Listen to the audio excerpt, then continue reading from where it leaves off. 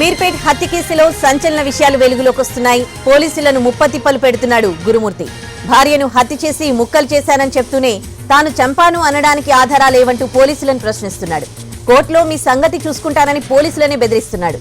అటు మర్డర్ కు సంబంధించి ఒక్క ఆధారం కూడా దొరక్క పోలీసులు మాత్రం తల పట్టుకుంటున్నారు.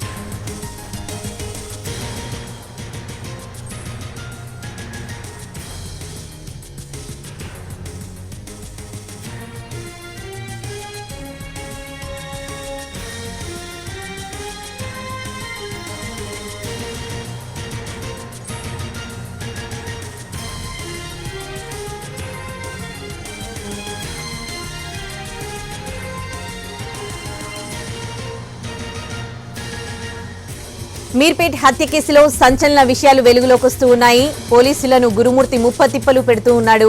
భార్యను హత్య చేసి ముక్కలు చేశానని చెబుతూనే మరోవైపు తాను చంపాను అనడానికి ఆధారాలేవంటూ పోలీసులనే ప్రశ్నిస్తున్నాడు గురుమూర్తి. కోర్టులో మీ సంగతి చూసుకుంటానని పోలీసులనే బెదిరిస్తున్నాడు.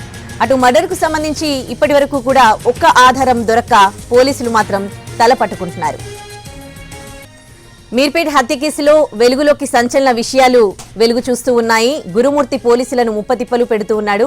ఇప్పటివరకు తను ఇచ్చిన స్టేట్మెంట్ లో భార్యను తానే హత్య చేశానని పోలీసులకు చెప్పి మరోవైపు ఆధారాలు లేకపోవడంతో పోలీసులనే బెదిరిస్తున్నాడు.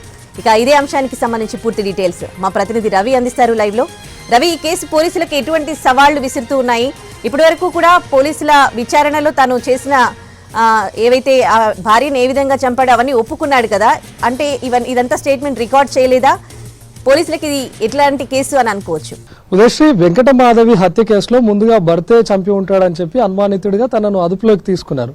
విచారణ సమయంలో తన భార్యను తానే హత్య చేసినట్లుగా చెప్పాడు. ఇంట్లో ఇద్దరి మధ్య గొడవ జరిగింది. గొడవ జరుగుతున్నటువంటి క్రమంలోనే తాలిబొట్టు తీసి నా మొహాన విసిరేసింది. గొడవ పెద్దదిగా మారింది. ఆ క్రమంలో తలపై గట్టిగా కొట్టాను. వెంటనే స్పృహ తప్పి పడిపోయిందని అనుకున్నాను, కానీ తను చనిపోయింది. సో చనిపోయినటువంటి క్షణంలో ఏ విధంగా తన శవాన్ని మాయం చేయాలి అని చెప్పి ఆలోచించి తన శరీర భాగాలన్నింటినీ చిన్న చిన్న ముక్కలుగా ఇంట్లో ఉన్నటువంటి కత్తితోనే కోసి సపరేట్గా పెట్టాను.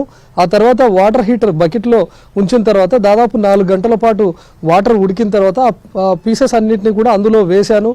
ఏవైతే ఆ పీసెస్ బాగా మరిగిపోయి ఉంటాయో వాటన్నిటిని బయటకు తీసి ఎండబెట్టి వాటన్నిటిని రోల్లో వేసి దంచి పొడిగా మార్చాను అని చెప్తా ఉన్నాడు. ఇంట్లో ఆ బోన్ పీసెస్ ఏవైతే ఉన్నాయో వాటన్నింటినీ కూడా సిలిండర్ పైన ఉడికించాను, ఆ తర్వాత కుక్కర్లో వేసి ఉడికించాను అని గురుమూర్తి పోలీసులకు చెప్పాడు. అయితే గురుమూర్తి చెప్పినటువంటి ఆధారాలతో ఇంటికి వచ్చినటువంటి పోలీసులు ఇల్లంతా తనిఖీ చేశారు. ఎక్కడా కనీసం ఒక రక్తపు చుక్క కానీ, లేకపోతే ఇంట్లో హత్య చేసినట్టు ఆనవాళ్లు కానీ, లేకపోతే తను చెప్తున్నటువంటి విధంగా హీటర్ ద్వారా ఉడికించాను అని ఏదైతే చెప్తున్నాడో హీటర్ కానీ, ఇంట్లో ఉన్నటువంటి కత్తులు, ప్రతి వస్తువుని కూడా పోలీసులు స్వాధీనం చేసుకుని వాటన్నిటిని ఫోరెన్సిక్ టీంతో తనిఖీ చేశారు. ఏ ఒక్క ఆధారం కూడా పోలీసులకు లభించలేదు. అయితే గురుమూర్తి తానే హత్య చేశాను, ఇంత కిరాతకంగా హతమార్చాను అని చెప్తూనే చివరకు మళ్ళీ పోలీసులనే బెదిరిస్తా ఉన్నాడు. నేను హత్య చేశాను అనడానికి ఆధారాలు ఎక్కడున్నాయి? నేను అసలు హత్య చేయలేదు, నా భార్య మిస్ అయింది అని చెప్పి నేను కంప్లైంట్ ఇవ్వడానికి వస్తే రివర్స్లో నన్నే కొడుతున్నారు అని చెప్పి కూడా పోలీసులకు రివర్స్లో బెదిరిస్తున్నట్లుగా తెలుస్తుంది. అయితే ఆ శరీర భాగాల్లో కొన్నింటిని జిల్లాలో కూడా చెరువులో వేశానని చెప్తున్నాడు. ప్రస్తుతం మనం మా ప్రాంతంలోనే ఉన్నాం. పోలీసులు ఇక్కడ కూడా కొంతమంది ఈతగాళ్ళని తీసుకొని వచ్చి ఈ ప్రాంతంలో గాలించారు. ఏ ప్రాంతంలో అయితే కవర్లను పారవేశానని చెప్పి గురుమూర్తి చెప్తా ఉన్నాడో ఆ ప్రాంతంతో పాటు ఎంటైర్ చెరువు పరిసరాల్లో కూడా పోలీసులు ప్రత్యేక బృందాలతో గాలించారు. కనీసం ఇక్కడ కూడా ఒక చిన్న ఆనవాళ్లు కూడా లభించలేదు. అయితే నిజంగానే హత్య చేశాడా లేదా అనేది దానిపైన పోలీసులు తలలు పట్టుకుంటున్నారు. కానీ సీసీ ఫుటేజ్ను పరిశీలిస్తే అందులో ఒక కీలక ఆధారాన్ని కూడా పోలీసులు సేకరించారు.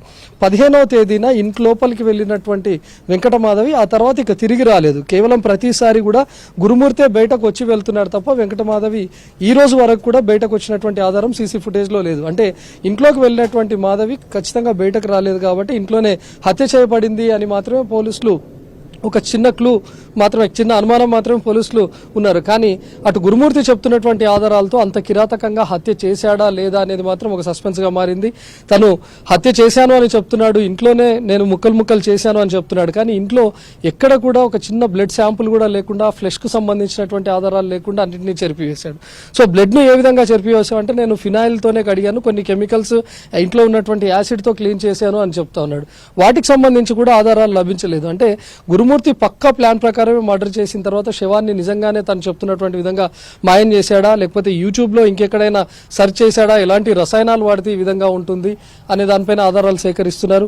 కనీసం పుర్రె లాంటి బలమైనటువంటి శరీర భాగాలను కూడా ఏ విధంగా డ్యామేజ్ చేశామంటే ఇంట్లో ఉన్నటువంటి రోకలి బండ సహాయంతోనే వాటన్నిటిని ముక్కలు ముక్కలుగా చేశాను.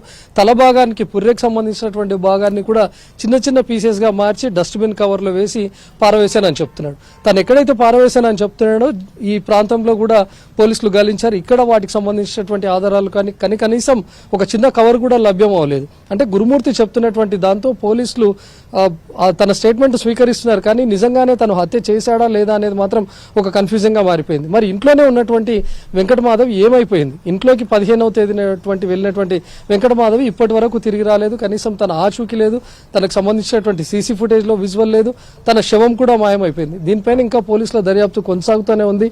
గురుమూర్తిని ఎంత ప్రశ్నించినా సరే, నన్ను ఎంత కొట్టుకున్నా సరే నా భార్య నాకు తిరిగి తెచ్చివ్వండి, నాకు నా భార్య కావాలి అని చెప్పి పోలీసుల ముందు చెప్తా ఉన్నాడు. సో ఇప్పటివరకు అయితే పోలీసులు ఏది నిర్ధారించలేకపోతున్నారు. కేవలం గురుమూర్తి చెప్పినటువంటి స్టేట్మెంట్ మాత్రమే మనకు తెలుస్తోంది. కానీ గురుమూర్తి నిజంగానే హత్య చేశాడా లేదా అనేది మాత్రం ఒక సస్పెన్స్గా మారిపోయింది. ఒక క్రైమ్ థ్రిల్లర్ను తలపించే విధంగా మారుతోంది Udayasri. Right, thanks for the live update Ravi.